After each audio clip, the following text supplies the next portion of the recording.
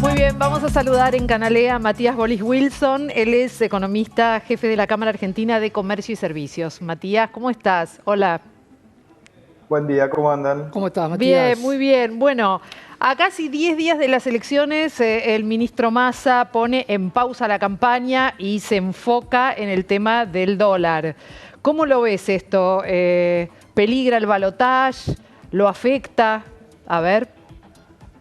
No, yo creo que la crisis que estamos viviendo en la Argentina es una de las más anunciadas de los últimos años, con un corrimiento, con un adelantamiento un poco de los tiempos, porque esperábamos que naturalmente haya una dolarización como suele pasar previo a las elecciones, pero bueno, se aceleraron bastante los tiempos, creo que en gran parte influido por los resultados de las PASO, que generaron más incertidumbre política que certeza. Es decir, cuando el mercado estaba esperando que hubiera una definición un poco más clara, de pronto hubo resultados electorales que mostraron los famosos 3/3 con posibilidades de que gane Milei, entre comillas, porque fue el que más votos sacó en las PASO, pero si lo mirás con un poquito de detalle, no es tanta la diferencia entre los tres partidos. Sin Entonces, embargo, frente a claro, una... sin embargo, Lo que Matías te pasa es que decía, tenías una macro debilitada por claro, el impacto de la sequía está clarísimo, nosotros creo que alguna vez lo hemos conversado, tenés un shock real en la economía, con el tercer trimestre como el más complicado de todos, que eso, digo, no era una sorpresa porque estacionalmente era donde esperábamos que hubiera el mayor impacto, segundo trimestre, tercer trimestre el peor, y, y el resultado de las elecciones lo que abre es, bueno, de cara para el año que viene, cuál va a ser la caja de herramientas que use el próximo gobierno.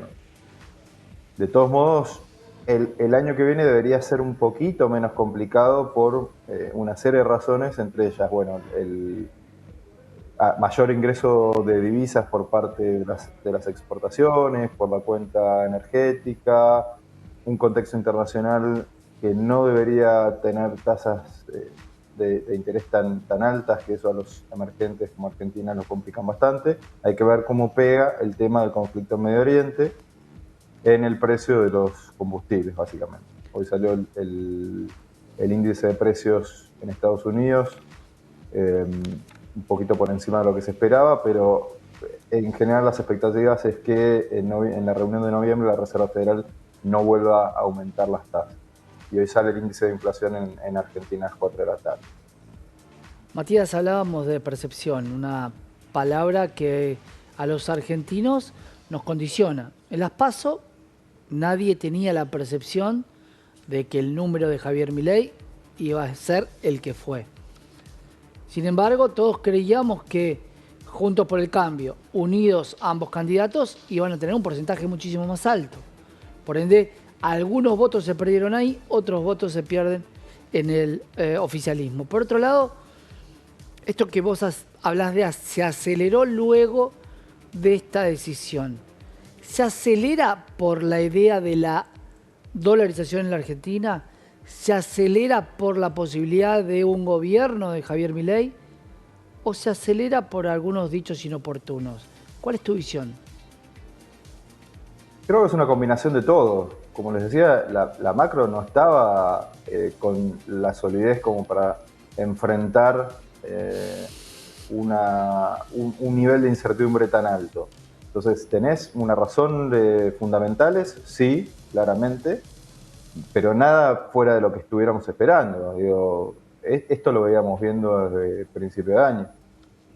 Segundo, creo que lo que más incertidumbre genera de cara al futuro es, de vuelta, cuál va a ser el programa económico, pues estamos hablando de diferencias sustanciales entre un programa y otro. Entonces, tiene que ver los dichos de Javier Milei, sí, pero creo que lo que genera la incertidumbre es, bueno, hacia qué programa monetario, económico vamos. Entonces ahí no está definido. Y tampoco está definido si la dolarización va a ser Claro. en el primer momento, si va a ser en una etapa posterior. que en general si tenés un buen programa económico, creíble, sólido, consistente, la dolarización sería casi anecdótica. Lo que necesitas es una estabilización del nivel de precios que hoy está corriendo a una velocidad que es preocupante. Ahora, Matías, independientemente de los dichos de Javier Milei, ¿pensás que toda la situación es como que le está estallando de alguna manera o se le está yendo de las manos antes de tiempo a Massa de lo que él esperaba? Sí, yo creo que se adelantó. No usaría la palabra estallar. Sí, creo que se están acelerando los tiempos con una velocidad preocupante en todos los, digamos, en el sentido del dólar, que es un precio importante de la economía, pero también tenés toda la formación de los otros precios de la economía, con una inflación, sí, corriendo. Por eso el dato que va a salir hoy creo que va a Claro, ser casi crucial, clave, anecdótico, porque es. claro, Sí, pero es casi un dato antiguo, porque vas a hablar del mes pasado, donde tuviste toda la movida 12,4. del dólar claro, en los últimos días. Sí. Entonces hay que ver cómo eso impacta en los precios. De todos modos, yo creo que el costo de una crisis mayor es muy alto en términos de economía real y en términos sociales. Así que me parece que un escenario de cierta contención de la crisis es mejor que un escenario de una aceleración de la crisis. El 2 de octubre el dólar valía 800 pesos, hablamos del dólar informal, el que todo el mundo está marcando. Hubo un overshooting de 1050, 1040. ¿Alguien gana guita en esto? Sabiendo que ahora el Estado va a tener que salir a bajarlo a como dé lugar y por ahí lo puede bajar a 900 nuevamente a 950. Hay una especulación de parte del mercado que lleva puesto a un montón de gente que la convence de que esto no tiene límite, no tiene techo, para que salgan a comprar a ese precio para luego poder recomprar los mismos que vendieron. Bueno, fíjate que el dólar en Argentina tiene un comportamiento no como un bien normal. Un bien normal, cuando te sube el precio, te cae la demanda. Entonces, eso es página 1 de microeconomía. Acá el precio del dólar sube y aumenta la demanda, justamente por el grado de incertidumbre que tenemos. Exacto. Entonces, estamos entrando en un momento de mucha incertidumbre, de inestabilidad y de expectativas bastante difíciles, incluso para los que tenemos herramientas para defendernos de alguna manera. Entonces, por eso les decía hace un momento, prefiero pensar en cierta contención de la crisis y no en un agravamiento. Claro, porque cuando uno piensa en la economía y dice, ¿qué pasó en la economía justamente de las PASO hasta acá? ¿Sabíamos que teníamos sequía? Sí.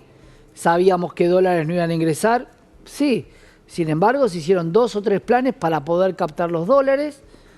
Se está planteando hoy la idea de gestionar el 5G. Se está planteando el adelanto de las exportaciones de minería, el adelanto de los proyectos de inversión de minería.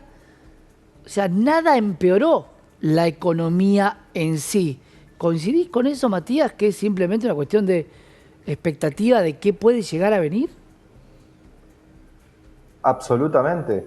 Bueno, les decía, nosotros creo que hablamos a principio de año y a medida que las proyecciones del impacto de la sequía en las exportaciones iba aumentando, nosotros preveíamos que iba a haber una traslación a la economía real, claro, inevitable.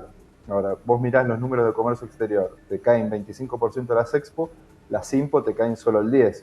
Entonces, alguna forma de amortiguación hay. ¿Cómo hace un país más o menos normal? Y bueno, o lo financia el shock negativo con reservas que acumuló en años anteriores, o toma crédito, bueno, o devalúa. Argentina hizo una combinación de los tres. Y es cierto lo que vos decís, no hubo un cambio sustancial en la economía que justifique esta aceleración de la crisis, También- este adelantamiento. claro, y también Yo creo que es más el marco político, la incertidumbre sobre cuál va a ser el programa del próximo gobierno, quién va a estar al frente del Ejecutivo y cómo sigue administrando la crisis que desató por lo menos el shock negativo y los desequilibrios que tenía la macro antes del shock. Porque no es que venías con una macro sana el año pasado, ya venías con cierta inercia inflacionaria y en el medio... ahí Matías. lo perdimos a Matías, pero me quedé pensando, Marian. Sí.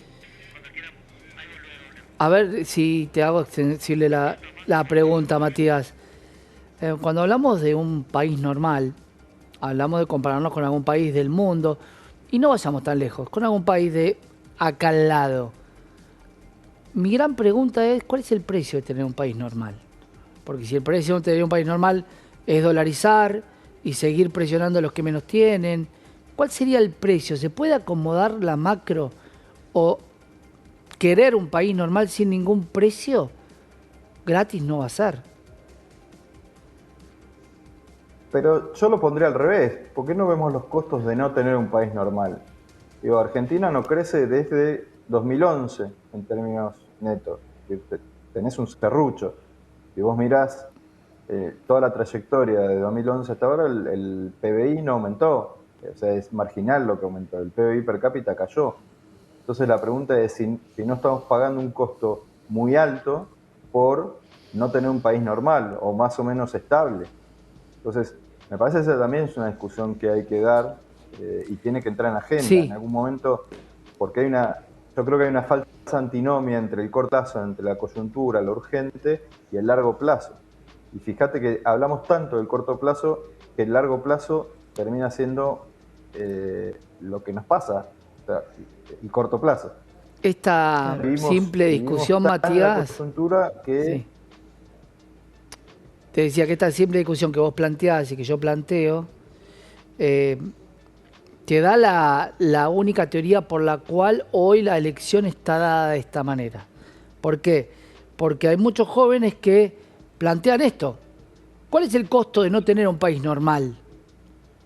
Y otros que ya vivimos algunas crisis, algunos problemas sociales sobre todo, decimos, ¿podemos tener un país normal? ¿Cuál es el precio que hay que pagar?